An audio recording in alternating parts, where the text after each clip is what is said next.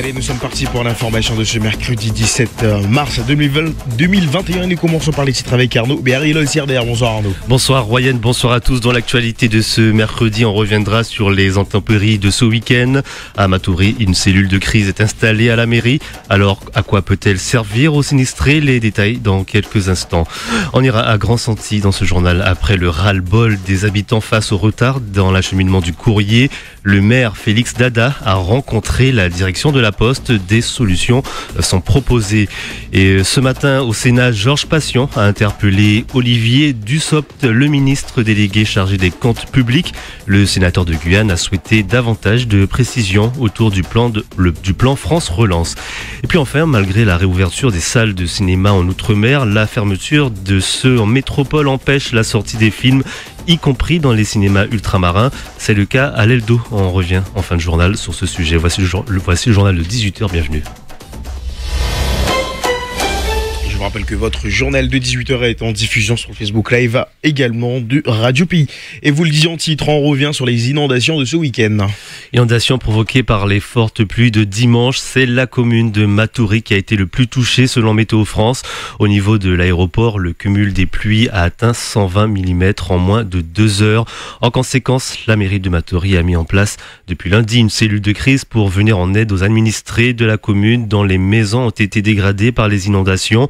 On va écouter sur ce point la première adjointe au maire de Matoury, Francesca Félix. La cellule de crise que nous avons mis en place nous permettra en tout cas de rassembler un maximum d'éléments auprès de nos administrés afin de mettre en place notre dossier de catastrophe naturelle que nous allons transmettre au préfet qui prendra le relais après auprès du ministre pour pouvoir débloquer l'info. Alors actuellement, nous avons une vingtaine qui viennent nous voir, nous expliquer un petit peu ce qu'ils ont vécu, les difficultés qu'ils ont, ce qu'ils ont perdu. Il y en a qui nous transmettent aussi des photos. Il faut savoir aussi que nous avons relogé des administrés dans la nuit de dimanche.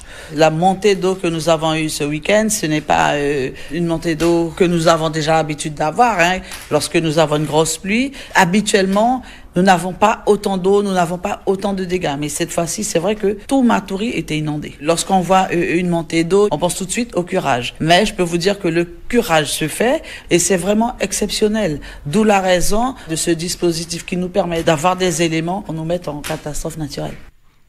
Voilà, donc Francesca Félix, première adjointe au maire de Matoury, elle répondait à Aimé Doudi. Et le maire de Grand-Santi a rencontré la direction de la Poste. Oui, suite à la pétition, souvenez-vous, lancée par des habitants de la commune, ils se plaignent de la qualité des services rendus par la Poste depuis de nombreuses années.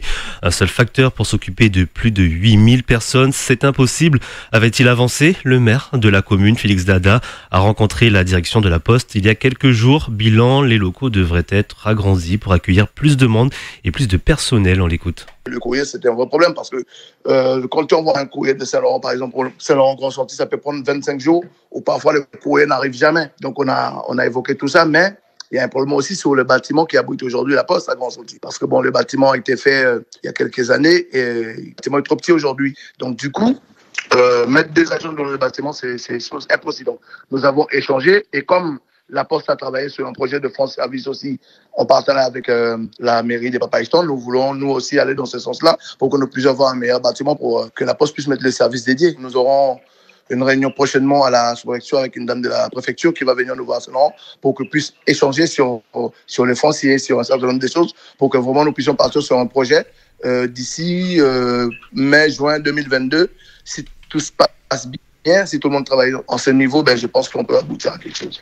Félix Dada, le maire de Grand-Santi, il répondait à Victor Zamit. Et on vous parle maintenant de cette vidéo qui tourne sur les réseaux sociaux suite aux révélations de Mediapart. Oui, dans une enquête, le média indique une 50aine de nouveaux cas de militaires néo-nazis.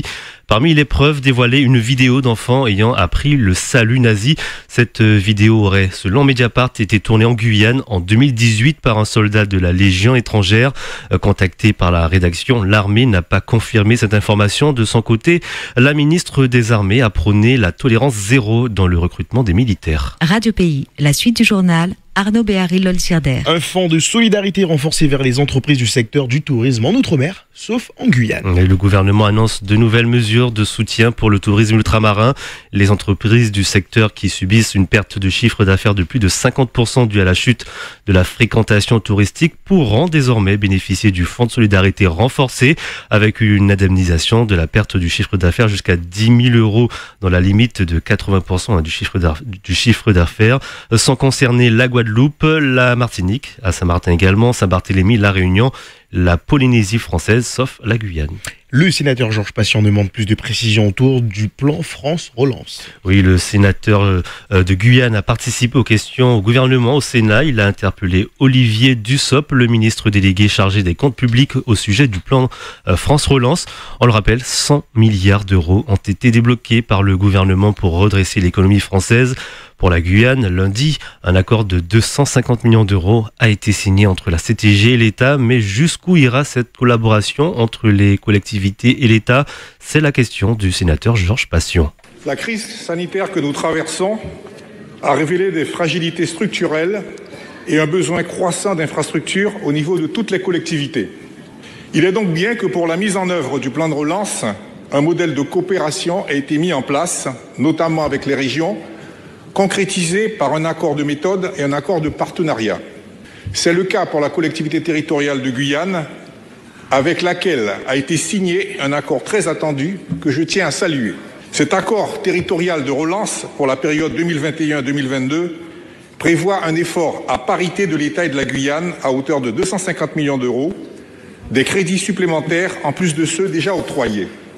Monsieur le ministre, près de 6 mois après l'annonce de cette nouvelle méthode de coopération entre l'État et les régions, pouvez-vous nous présenter un point d'étape sur la mise en place de ces accords de relance régionaux? Pouvez-vous dire si le gouvernement entend pérenniser cette coopération avec les élus locaux? On écoute la réponse d'Olivier Dussopt, le ministre délégué chargé des comptes publics. Ce sont, vous l'avez dit, 16 milliards d'euros du plan de relance qui sont ainsi copilotés par l'État et par les régions, à la fois au travers du plan de relance, mais aussi au travers des contrats de plan État-région pour la période 2021-2027. Avec mes collègues du ministère de la Cohésion des Territoires, notamment Jacqueline Gouraud, Joël Giraud ici présents, nous veillons à associer systématiquement les élus à la mise en œuvre du plan de relance. Les accords régionaux nous le permettent. Une circulaire du Premier ministre nous permet aussi de signer des accords avec des départements. Nous veillons avec beaucoup d'attention sur le partenariat entre le gouvernement et les collectivités d'outre-mer. Vous avez cité l'accord avec la Guyane. Vous savez que nous avons veillé à ce que plus de 1,5 milliard d'euros du plan de relance puissent bénéficier aux territoires d'outre-mer. Je pense notamment à l'appel à projet sur la rénovation thermique et énergétique des bâtiments d'État. Et puisque vous nous demandez si nous envisageons de continuer, la réponse est évidemment affirmative. Nous étions ensemble avec le député Cazeneuve pour mettre en place les premiers contrats de redressement des collectivités ultramarines à la suite des propositions de votre rapport. Et nous continuerons ainsi sur la voie de la contractualisation et la coopération. Un an de Covid et un an de souffrance pour les cinémas. Mais à cause de la crise sanitaire, les salles obscures ont dû fermer leurs portes au public le 15 mars 2020. Certaines ont rouvert en juin dernier, comme en métropole, à la Martinique, à la Guadeloupe et à la Réunion, quand d'autres ont dû attendre plus de 6 mois pour revoir leur public, comme en Guyane. Mais aujourd'hui, la fermeture des cinémas en métropole empêche la sortie des films, y compris dans les salles ultramarines. C'est pourquoi les exploitants de cinéma d'outre-mer demandent la réouverture en urgence des salles en France. C'est le cas de Serge Pastor, propriétaire du cinéma L'Eldo à Cayenne. C'est pas vraiment un coup de gueule, c'est un constat. En fait, les cinémas d'outre-mer, les exploitants d'outre-mer sommes solidaires. Nous sommes solidaires du cinéma français en règle générale. Ils sont fermés. Nous sommes ouverts. Donc déjà, il y a quelque chose qui n'est pas tout à fait normal. Mais le problème, le fait que les cinémas en métropole soient fermés, nous n'avons pas accès aux films puisque les distributeurs ne distribuent pas de films. Il n'y a pas le sortie national puisque les cinémas métropolitains sont fermés. Donc on a la chance d'être ouverts, mais on n'arrive pas à avoir de films à proposer, à diffuser à nos clients qui sont très demandeurs. Donc voilà, le souci c'est ça, c'est que c'est pas vraiment un coup de gueule, c'est surtout un constat de rapprochement, de solidarité entre tous les cinémas de France et d'outre-mer. Serge Pastor, propriétaire du cinéma L'Eldo à Cayenne. Et le lycée Lumina Sophie, classé 3e meilleur lycée de France. Ouais, c'est une bonne nouvelle pour l'éducation en Guyane. Le lycée de Saint-Laurent se classe à la 3e place troisième marche du podium des lycées français. 2e lycée d'outre-mer après celui de Saint-Martin. Alors pour établir ce classement sont pris en compte les taux de réussite au brevet, les filières du bac et le nombre de boursiers. Donc 3 critères sont ensuite pris en compte, les résultats du bac, le nombre de mentions ainsi que le pourcentage d'élèves qui restent dans le lycée de la seconde à la terminale. Merci beaucoup Arnaud Berry. Le prochain point d'information, ça sera demain dans les matinales dès 5h avec Florian Royer. Ed Medouzi à 13h. Quant à vous, vous êtes de retour à 18h. Merci, une très belle soirée à l'écoute de Radio Pays. Je rappelle que vous pouvez revivre le journal de 18h sur la page YouTube de Radio Pays.